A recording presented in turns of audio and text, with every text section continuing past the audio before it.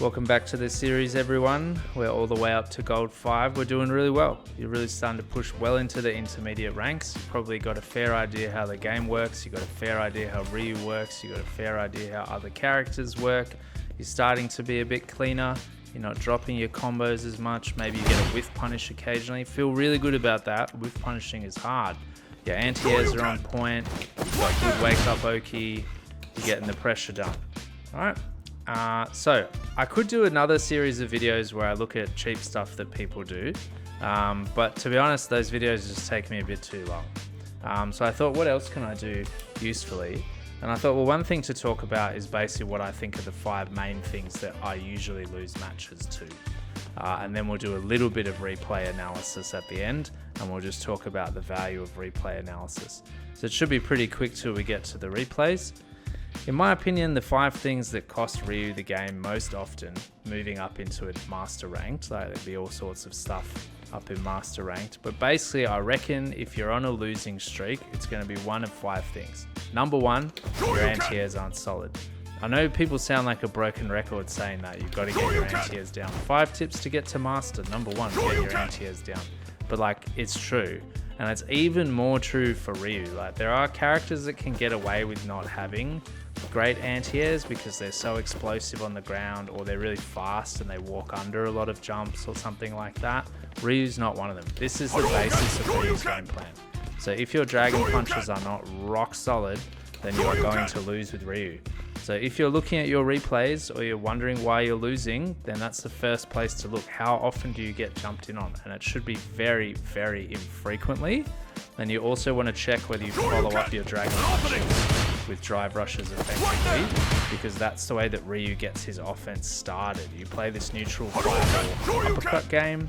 Once you hit him with the uppercut, then you drive rush in and get your offense started. So that's number 1. Are your anti-airs on point? Number 2, not moving forward. This was the biggest one for me in Diamond, and probably the biggest one for me in Street Fighter V when I was playing Nakali. So particularly if you're playing a character who relies on a button anti-air, you often find yourself sitting here because this is the nice anti-air range. If someone's going to jump in on me and I'm standing here, this is going to be super easy. Same for the DP. So you might get a tendency to just kind of sit in this range because it's good for you to get anti-airs. But that means that unless your opponent jumps at you, you've got nothing going on. Now Ryu can throw fireballs, but that is a bit risky and it doesn't deal much damage. And it's really the fireball, as I've said many times, is to help you dominate this kind of space. You just want to be using it as a poke. Same with these kind of things. But mostly you want to be getting in so you can use this bad boy, the solar plexus. What a button. I was watching some mature TV recently and you just see it just lead with this, just charging into it.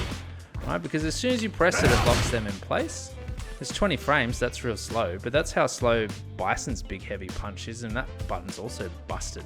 And look at it, +3. That's tremendous in this game. It's so hard to get +3. So you want to be walking in so that you can use your solar plexus and so you can use this pressure string, which is a really nice one.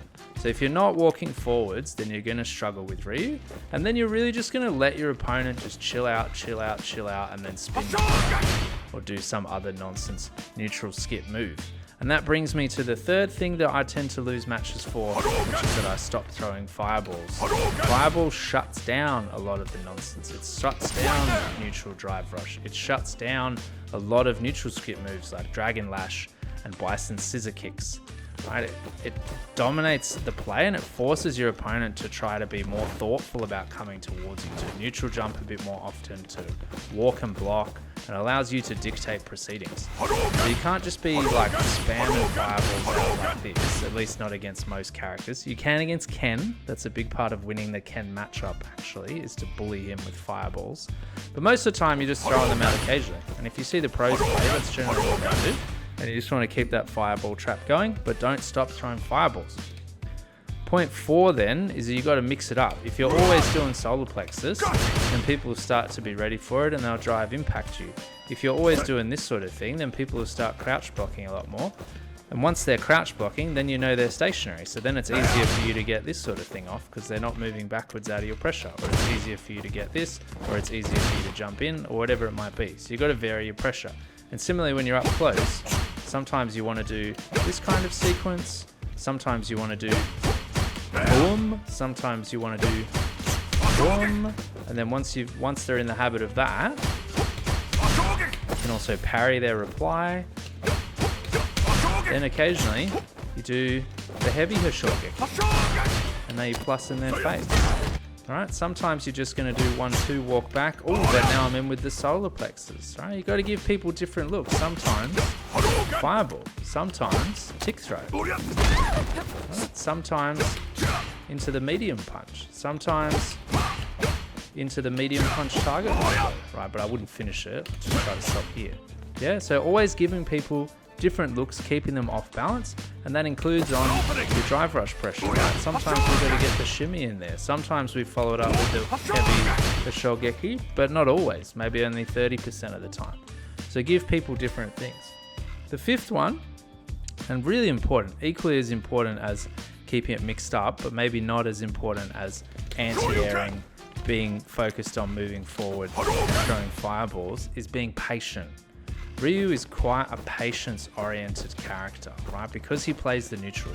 Right? That means that when you're not sticking buttons out, your opponent's not sticking buttons out. And you've got these nice checking buttons with Ryu to stop your opponent doing stuff. Throw that fireball occasionally. Make sure you're faking it out. Get them in. Just chill. Just chill. They're not skipping neutral. And even if they do, you can probably uppercut them out of it. And then you'll get your pressure started for free with a nice drive rush. But otherwise, just like inching around, seeing what they do. And most of them will just be running away from you. That's what you'll mostly notice. And then you're just walking them down. You're just walking them into the corner. Make sure you're always doing that. Just walking them till they get here. And then start that fireball trap on them once they're stuck in the corner and mess them up. But notice what they're doing and be patient. And then as you start to get a sense for their movement rhythms, if you start to see that they're not crouch blocking, for example, then you might just be able to charge in and get this bad boy going, right?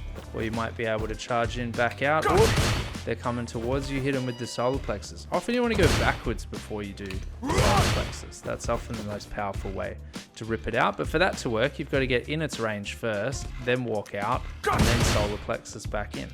Right, on the way in, they're probably going to come at you. They're probably going to jump or something because they're freaked out that you're pushing them into the danger zone. All right, so we've got 5. Anti-air, move forward, throw fireballs, mix it up, and be patient. And then I'm going to give you one bonus point, which is not to be tilted by privilege. So I guess this is particularly applying to Bison. So let's get Bison out for a second before I come back to Cammy. I wanted to show you replays of Bison because my last couple of matches I had before I hit Master with Ryu, I was playing a lot against this one particular Bison. And I swear this guy had no game.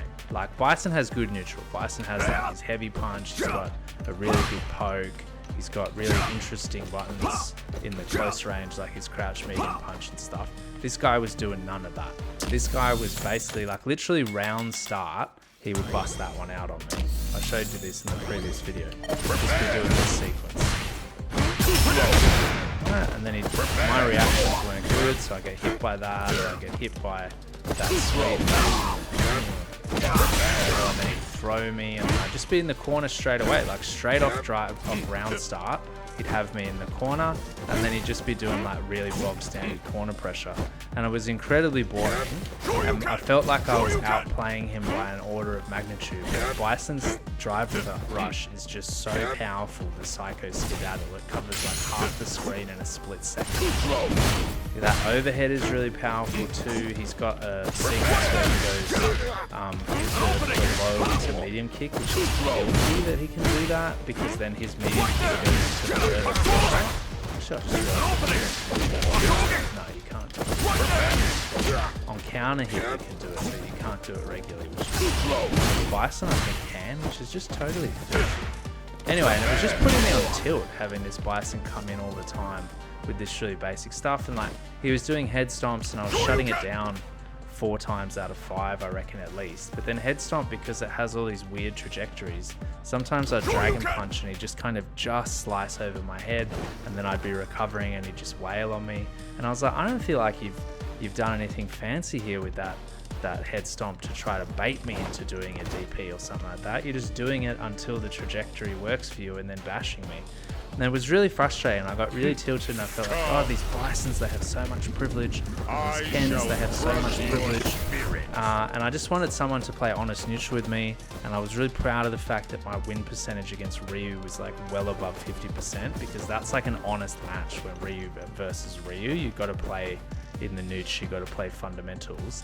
But that's the wrong attitude, right? You just got to be proud of yourself when you win despite not having any particular privilege, especially when you win big, and especially when you shut down their nonsense, like when you get your 90% hits on their head stomps, when you drive reversal all of their drive rushes, so you really shut that down, when you punish all their scissor kicks, etc. And then they're like, oh shit, what do I do? How do I beat this guy? Yeah. You gotta feel proud of yourself when you do that, right? Don't get tilted when people hit you with the privilege. All right, now, just to practice all of those fundamentals, I would usually start my training sessions or my gaming sessions in training.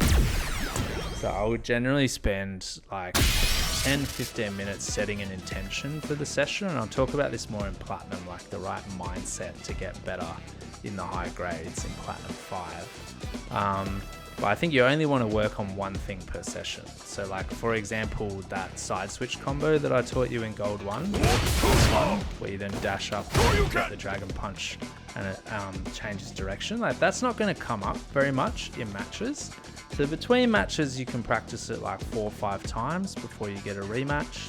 And then in the match, you just play the match. But what you're trying to do is recognize the situation where you can do that and apply it in the match. And do that a couple of times in like a 2-hour session or something, and then it'll be integrated into your game, and you'll find that you do it next time without needing to think about it. And if you notice in hindsight that there were situations where you should have done the side switch combo but you didn't, that's when you've got to go back into training mode. But I find generally if you set one intention for a 2 or 3 hour session, then you'll get it in by the end of that session. So I start by doing 15 minutes of my intention, and then I do 15 minutes of a variation on that drill that we've talked about a bunch of times, where we just have Cammy walking back and forth and finishing forward, walking back and forth and finishing backwards, and then jumping, drive impacting, drive rushing, walking forward and doing crouch medium kick into drive rush. What else have I got? I don't know, some other variation on that. And I just turn all of these on and just practice to make sure, definitely I have her doing a spin in there at some point. Dash forward into drive rush, because that's something that you should be doing too. And I mostly defend when I'm doing this drill. I'm just trying to react to stuff. Oh, that was meant to be a punch. You're just trying to react to stuff while also getting your game in. So I recognize now that she's on the fire. Oh, close. Yeah, that's... See, there I should have drive reversal, right? There I probably shouldn't have, because I was already out of her pressure.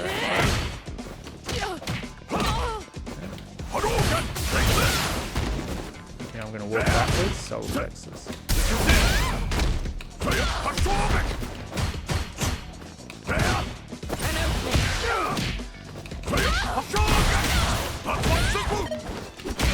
Oh, I did get that, though, I swear. Slow with my reactions. I'm slow at beating driving backs in the nooch. I just realised I wasn't faking any fireballs, so that's what I'm going to do. I'm going to try to remember to fake fireballs. Sometimes you can beat drive rush just by reacting with an OG fireball, because it comes out very fast.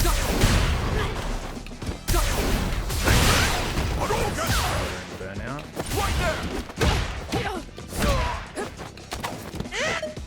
That's a shame. I thought I had her in burnout, so I better practice my burnout pressure string. Got me.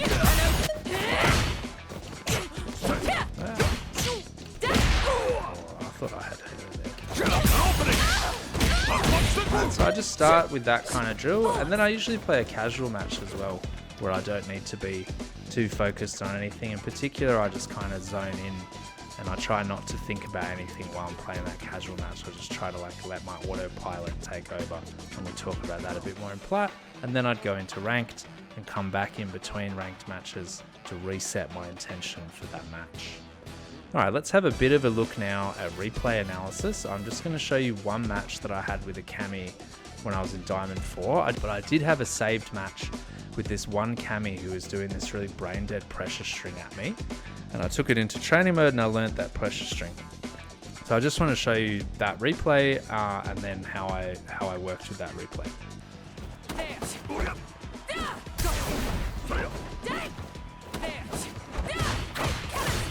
So that's the sequence there that this guy was doing, which I actually covered in the Bronze 5 video of like random stuff that people do. So I noticed that in this match, or even in the match before, he was just doing that sequence over and over again. That was meant to be a drive reversal, not a drive impact. Anyway, so I lost that first round, but it was basically to that sequence because it just gives him seemingly infinite pressure. I was like, what's going on? That's weird. See me throwing fireballs, because if you stop throwing fireballs because you're afraid of the spin knuckle, the reason why I was doing that crouch medium punch is precisely what you saw there, to check the spin knuckle. Level 2 super combo for a fan 4000. Got hit by my wake up OT. I dropped the combo there, or I could have done a better sequence there. Followed up with a Shogeki for some reason, but whatever, we got the job done. Pretty quick round, just thanks to that level 2 super into a single wake up combo. I'm still letting him get away with that. So now I drive reversal. Look how much bar I've lost just by blocking that combo. He actually has a pretty big combo, which is good. You see that there's no neutral being played. Like, my man's just walking around, spin knuckles in, and then he does that sequence. And that's like, this is Diamond 3. I'm in Diamond 4. He's in Diamond 3. Absolutely no neutral. Just spin knuckle into that sequence over and over again. Right, no like moving back and forth in interesting ways. There we just have the pressure string into drive rush. The pressure string, random DIs in neutral. Uppercuts on point. You gotta have your uppercut. You gotta have your Oki. Because this man's obviously just mashing on wake up, like non-stop. I didn't get the Tatsu out there, but an even more satisfying finish in some ways. So good. Okay, so after I'd watched that match, and keep in mind that I had won that match, so part of your brain will just want to move on and forget about it. They were doing some weird sequence to you. It's probably fake, but you won anyway, so it doesn't matter. But I really noticed in that match that the only time I was sort of having trouble was when that Cammy was doing that weird pressure string to me. And I was pretty confident that if I shut down that pressure string, that Cammy would have nothing left. And I'm sad that I don't have the replay, because the next time I played that Cammy, I absolutely whooped them. Like, I don't think it was like double perfect, but it was one of those games where they had nothing, where it really looks like you're like, they're a bronze player and you're in platinum or something. Anyway, like I said, that was in Diamond 3, Diamond 4, right? And that Cammy had absolutely no game. Just spin knuckle into that target combo and then some sort of basic wake-up pressure. There was nothing else really going on. They were still drive impacting in neutral. They were jumping in a lot like crazy. Nothing really to be done. And so if you shut down these kind of cheap things that people do and force them into the neutral, you win. And you saw I wasn't doing anything fancy. I just hit her with like a wake-up solar plexus and a wake-up medium punch once after a level 2. And that was basically enough to win both of the rounds that I won. So after that, I went into the training mode here and I was like, all right, what was that combo? So I went back and I got the replay and I watched the video and I made a note. I was like, it seems to be heavy punch, heavy kick, and then a cannon spike. So how do we get that? And I was like, I don't think that's an instant cannon spike because it's too low off the ground. So there must be something else going on. And then I found out that Cammy has this target combo. So the target combos, that's the really slow one. And I was like, well, that's -12. That's -12, so it's probably not that. Let's just record it. Alright, and then she can block afterwards. So there must be something else. You must have to press cannon spike after the kick. Oh, that's 0 on block. Okay, that's interesting. What if she presses OD cannon spike? Oh, there we have -2 on block. All right, that's very interesting. So then I just like play around with this for a bit. I'm like, okay, well, that Cammy was never doing this one. Because it gets punished. Let's throw my sign there. Right, that one's easy to finish. Really hard for her to do anything about that. What about this one? Alright, so 0. So where do I need to press my button here? And then I realized that what I need after this, if it's 0, is I need her to hit jab after both of these rather than block. Okay, so let's go back into our recording settings. Oh, that wasn't the right button. Alright, because that's what she was doing, yeah? And then we go back here, same thing. We just have those recordings on now. We'll turn this one off. Let's have a look at what our strategy is. Alright, so even if I can practice getting my jab timing right. But my suspicion here was that something weird's going on, because they don't usually put a target combo into a character that's so strong, like that's 0 on block. That seems ridiculously powerful. There must be something going on here. So I thought, well, there's probably some point earlier in the sequence where I can interrupt it.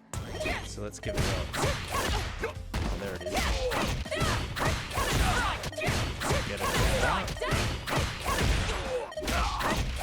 I'm trying too hard to get a dragon.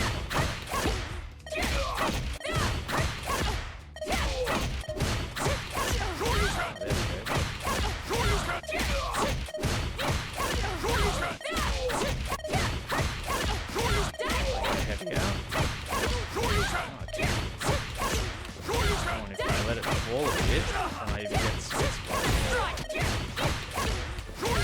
Just get the jab out, and then DP late. Boom. 1500, yes please. Delightful. And then... Oh, I just took 4,500 damage just for trying to do their silly target combo and wake up jabbing. Too easy.